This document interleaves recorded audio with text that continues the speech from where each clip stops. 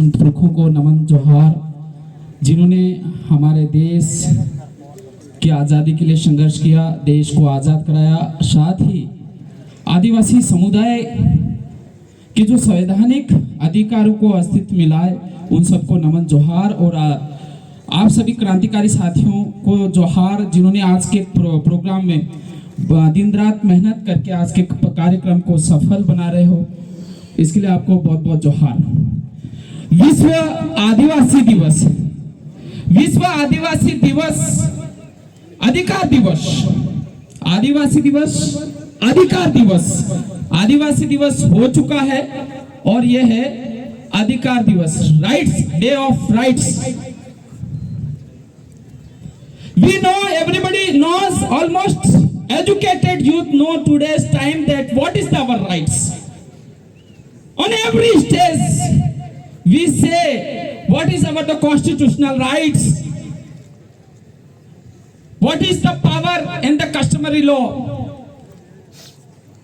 Many of us know, I think, that last 5 and 6 years regular there is a campaign to spread out the awareness constitutional rights of the tribals, indigenous people of India.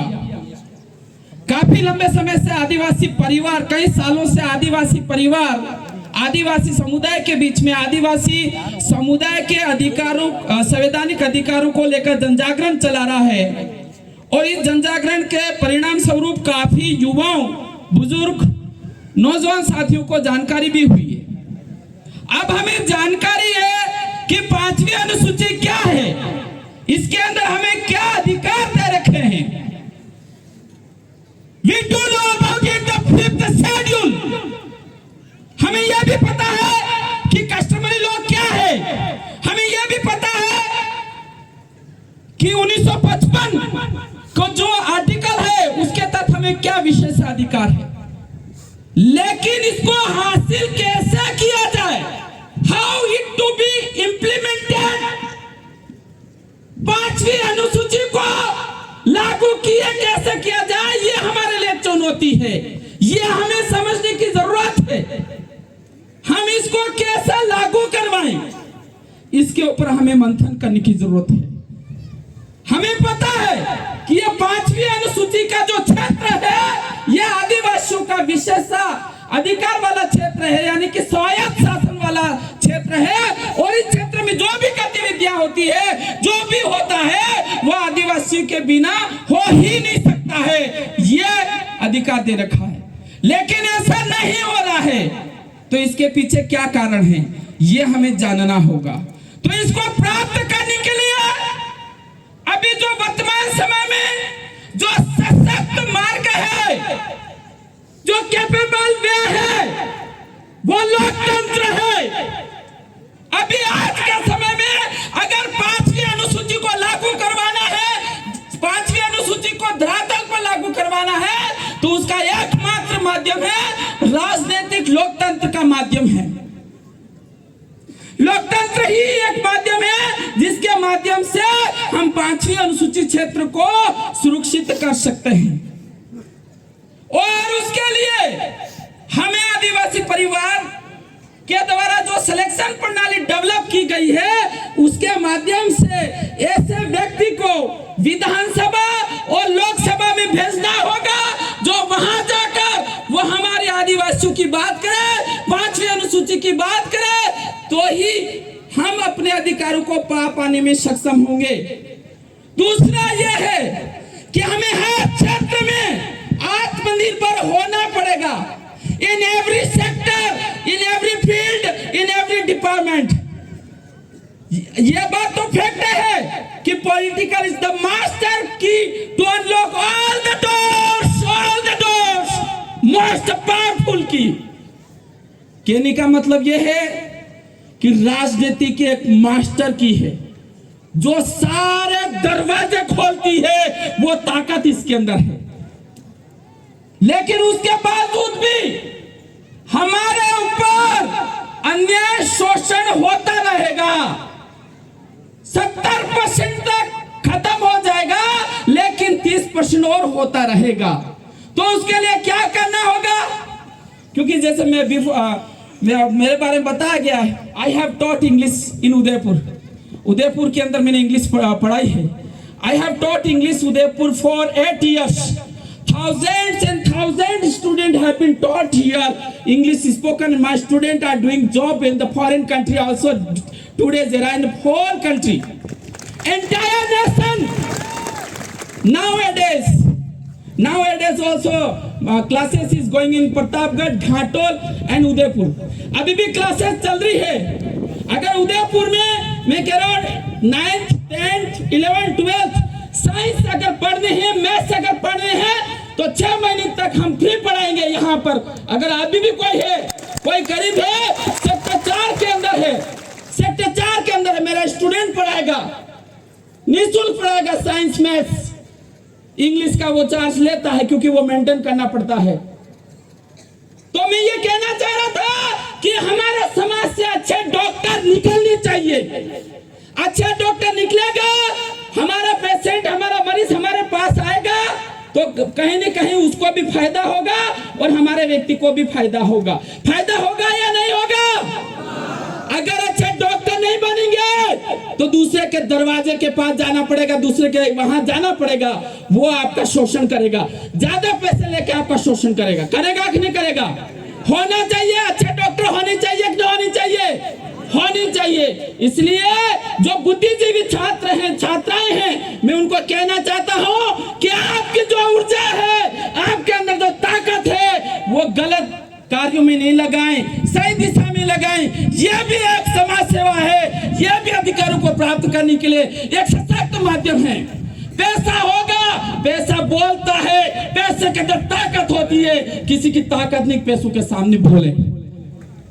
इस बात को समझना होगा, हमें पैसों की ताकत को समझना होगा। My dear brother and sister, if you are studying, please study for your society. समाज के लिए पढ़े, अच्छे प्रोफेसर बने, अच्छे लेक्चरर बने और अच्छे बिजनेसमैन बने, इंजीनियर बने। और अगर आपके अंदर टैलेंट है तो आप विदेशों के अंदर जाकर भी नौकरी और धंधा कर सकते हैं और करोड़ों रुपए इस भील प्रदेश को भेज सकते हैं और हम भील प्रदेश को बहुत जल्द एक विकसित राज्य की ओर ले जा सकते हैं। हमें एक ग्लोबल, एक वैश्विक नॉलेज, जानकारी होने की जरूरत है। अब वो समय गया। कौन सा समय? बैलगाड़ी पर सफर करने वाला समय गया। अब जो समय है वो समय बदल चुका है। अब जो समय है बाइक, 4 व्हीलर और प्लेन से सफर करने का समय आ चुका है। हमें उस सोच से बाहर आना पड़ेगा। लेकिन कुछ जो सोच है हमारे पूर्वजों के द्वारा बनाई हुई है, उसको नहीं छोड़ना होगा। मैं ये कह रहा हूं कि हमें टेक्नोलॉजी की ओर बढ़ना होगा, हमें आत्मनिर्भरता की ओर बढ़ना होगा। लेकिन हमारे पूर्वजों ने हमें जो संस्कृति हमारे तक पहुंचाई है, वो संस्कृति हमें नहीं छोड़नी है। हमारी संस्कृति हमें शोषण से बचाएगी। हमारी जो संस्कृति थी वह दुनिया की सबसे श्रेष्ठ संस्कृति है। इसके अलावा कोई संस्कृति इस दुनिया के अंदर नहीं। अगर दूल्हा की शादी करने सोरा नि मांडो करवो, सोरी नि मांडो करवो है, कोई पैसे की जरूरत नहीं है।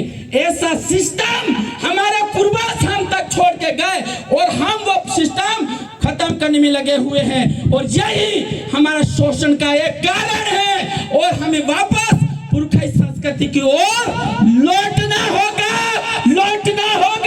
यही हमें बचा सकता है और कोई सशक्त माध्यम नहीं। हमारे पुरखों के द्वारा हमारे जो प्रकृति धर्म, आदिवासी धर्म जो हमारे तक पहुंचाया है, उसको फिर मजबूत बनाना होगा। हमारे देवरे, हमारी कुलमताई, हमें वापस वहां जाना होगा।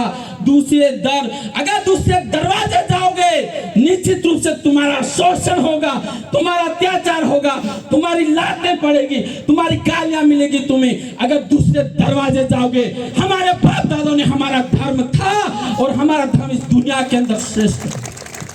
कौन सा धर्म? आदि धर्म, सनातन धर्म नहीं, आदि धर्म। तो क्या धर्म है? आदिवासी किसको मानता है, किसको पूजता है? तो आदिवासी सूर्य को देवता मानता है, हमारी बोली में हमारे धर्म है। दनबासी क्या बोलते हैं? दाड़ोबासी, दनबासी, टमाटर हूँ बोले, इम्बूस बोले नहीं। बासी का मतलब होता है भगवान। हम भगवान नहीं कहते, हम क्या बोलते हैं? बासी। ये जिंदा है, ये जिंदा है, ये कण कण में है। कण कण में है या नहीं है? इनो जो तड़को है, इनो जो प्रकाश है, वो कण कण में विराजित है, वो जिंदा है। अभी यहाँ शाम को अस्त हो जाएगा, फिर सुबह फिर निकल आएगा। आएगा कि नहीं आएगा? और जिस दिन ये नहीं आएगा, ये दुनिया खत्म हो जाएगी ना। तो इसलिए आदि धर्म है, वो सबसे श्रेष्ठ धर्म है, दुनिया का सबसे महान धर्म है। क्या कोई व्यक्ति सूर्य भगवान का, दनबासी का कोई मंदिर बना सकता है? Can anybody build the temple of the sun? Please raise your hand. Who is the powerful person? कौन ऐसा पावरफुल शक्तिशाली व्यक्ति है जो इस सूर्य का मंदिर बना सकता है? अरे वो दाता है, वो देने वाला है, वो पालन करता है, उसका कोई मंदिर नहीं बना सकता है। आदिवासियों का इतना बड़ा धर्म है। जमी माता बोलते ना, और तो अन्न देवता, खाने को क्या बोलते हैं? अन्न देवता बोलते नहीं बोलते हैं? ये जमीन जिंदा है, अन्न पैदा कर रही है, तो हम जिंदा हैं। जिस दिन इस जमीन ने जवाब दे दिया, जमीन माता ने जवाब दे दिया, ये संसार उजड़ जाएगा। उजड़ेगा कि नहीं उजड़ेगा? उजड़ेगा। इसलिए आदिवासी जीवित चीजों को पूजता है, जो साक्षात है, जिससे ये पूरी दुनिया चलती है, उन चीजों को पूजा करता है। और उसके लिए कोई जरूरत नहीं होती है, कोई दान करने की जरूरत नहीं होती, क्योंकि वो तो बड़ा है। क्या है?